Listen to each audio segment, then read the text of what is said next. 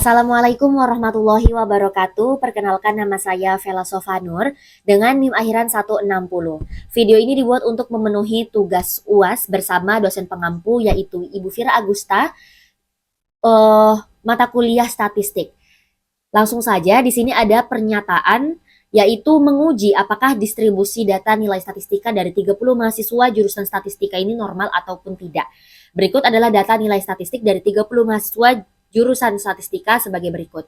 Teman-teman bisa melihat kolom yang ada di PPT dan memiliki 3 pertanyaan. Yang pertama, ujilah data di atas menggunakan uji Kolmogorov-Smirnov dengan membuat langkah-langkah pengujian hipotesisnya secara urut dan jelas. Yang kedua yaitu buatlah statistika deskriptifnya dan berikan interpretasi rata-rata, simpangan baku, nilai minimum dan maksimum dari data di atas. Langsung saja untuk jawabannya. Yang pertama, kita menganalisa hipotesis H0, distribusi populasi mengikuti distribusi normal. Hipotesis H1, distribusi populasi tidak mengikuti distribusi normal. Pengambilan keputusan dasar dan pengambilan keputusan berdasarkan probabilitas. Jika probabilitas itu lebih dari 0,05, maka H0 diterima. Tetapi jika probabilitas itu kurang dari 0,05, maka H0 itu ditolak. Keputusannya ataupun interpretasinya terlihat bahwa pada kolom ASYMP-SIG itu 2 tilet untuk diuji 2 sisi adalah 0,184. 0,184. Karena kasus adalah uji atau satu sisi, maka probabilitas menjadi 0,184 dibagi 2, yaitu dapat 0,092. Di sini dapat didapatkan probabilitas itu di atas 0,05. Karena tadi 0,092, maka H0 diterima atau distribusi populasi mengikuti distribusi normal.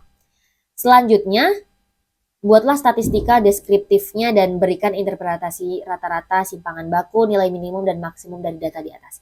Jadi interpretasinya itu atau rata-rata itu pertama terdapat 73,1893. Lalu jadi rata-rata dari 30 data nilai statistika mahasiswa jurusan statistika ini adalah 73,1893. Ini berarti bahwa nilai rata-rata dari semua observasi dalam sampel adalah 73,1893. Selanjutnya yaitu simpangan baku terdapat 1,86654. Ini menunjukkan bahwa data tersebar rata-rata 1,86654 di atas dan di bawah rata-rata. Hal ini berarti bahwa sebagian besar data berada dalam rentang 71,3228 hingga 75,0559. Data kemungkinan terdistribusi secara normal dengan variabilitas yang cukup besar. Nilai minimum itu 50,00, nilai maksimumnya 86,67, nilai minimum adalah 86,67 ini maksudnya nilai maksimum adalah 86,67. Ini berarti bahwa tidak ada nilai statistika dalam sampel yang memiliki nilai lebih besar dari 86,67. Langsung saja kepada soal kedua, yaitu PT Maju Mundur Informatika atau MMI beberapa bulan ke depan akan gencar-gencarnya mengadakan promosi sebuah aksesoris komputer di berbagai daerah dengan membuka stand di berbagai daerah. Berikut ini data mengenai penjualan biaya promosi dan luas stand yang dikeluarkan di 15 daerah. Analisislah data berikut ini. Nah, langsung saja kepada jawaban. Teman-teman bisa melihat di PPT. Dari data di atas maka ditentukan A. Tentukan korelasi antara penjualan Y dan promosi X1 atau disingkat dengan korelasi antara penjual Y dengan stand X2 atau disingkat serta berikan interpretasinya. Oke, selanjutnya korelasi Y dan X1. Dari hasil perhitungan didapatkan angka korelasi antara penjualan dengan promosi yang dihitung dengan koefisien korelasi adalah sebesar 0,898. Artinya, hubungan kedua variabel tersebut sangat kuat. Korelasi positif menunjukkan bahwa hubungan antara penjualan dengan promosi. Artinya, jika semakin besar jumlah promosi PT Maju Mundur Informatika, akan membuat jumlah penjualan cenderung akan meningkat. Selanjutnya itu korelasi Y dengan X2. Dari hasil perhitungan didapatkan angka korelasi antara penjualan dengan stand yang dihitung dengan koefisien korelasi adalah sebesar 0,901.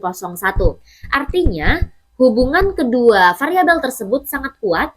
Korelasi positif menunjukkan bahwa hubungan antara penjualan dengan stand, artinya jika semakin besar jumlah stand PT Maju Mundur Informatika di setiap daerah akan membuat jumlah penjualan cenderung akan meningkat.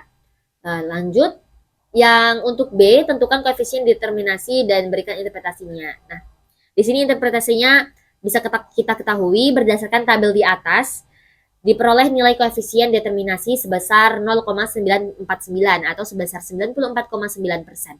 Jadi, tingkat stand dan promosi mempengaruhi tingkat penjualan pada PT Maju Mundur Informatika sebesar 94,9%, sedangkan sisanya 5,1% dipengaruhi oleh variabel lain. Selanjutnya yang C, yaitu buatlah persamaan regresi linear berganda.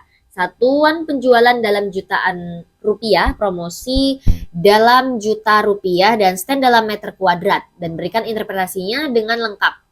Nah, ini seperti yang dapat kita lihat bersama di PPT. Untuk analisisnya, yaitu penyusunan persamaan garis regresi dari data di atas dapat menggunakan nilai-nilai dari kolom B, yaitu kolom unstandardized coefficient.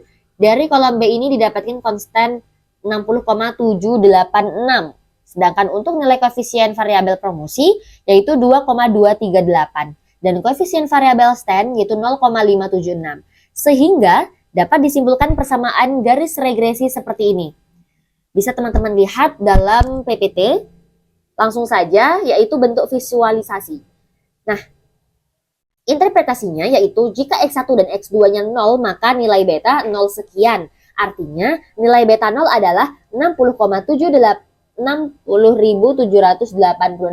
Ini berarti bahwa jika tidak ada promosi dan stand, artinya X1 dan X2 sama dengan 0. Penjualan yang diprediksi adalah 60.786.000 rupiah. Tetapi jika X1 atau biaya promosi naik 1 juta rupiah, maka nilai beta itu 1 adalah 2.238. Ini berarti bahwa setiap kenaikan 1 juta rupiah dalam biaya promosi X1 ini tadi akan meningkatkan penjualan yang diprediksi sebesar 2,238 juta rupiah dengan asumsi stand X2 tetap konstan. Selanjutnya yaitu soal nomor 3. Prediksilah banyak penjualan jika biaya promosi 45 juta rupiah dan luas stand 150 meter kuadrat. Nah, penjualannya di sini dapat kita ketahui bahwa 60.786.000 ditambah 2.236 dikali dengan 45 dan ditambah dengan 576 dikali 150. Nah, di sini penjualannya terdapat 247.896.000 rupiah. Interpretasinya, jika biaya promosi 45 juta rupiah dan luas tes 150 meter kuadrat, maka penjualannya diprediksi adalah 247.896.000 rupiah. Baik, mungkin soal-soal tadi telah saya sebutkan jawabannya. Semoga teman-teman mengerti dan semoga dosen pengampu memberikan nilai yang terbaik untuk saya. Saya Vela Sovanur, kurang dan lebihnya saya mohon maaf. Dan saya akhiri, billahi taufiq wal hidayah. Wassalamualaikum warahmatullahi wabarakatuh.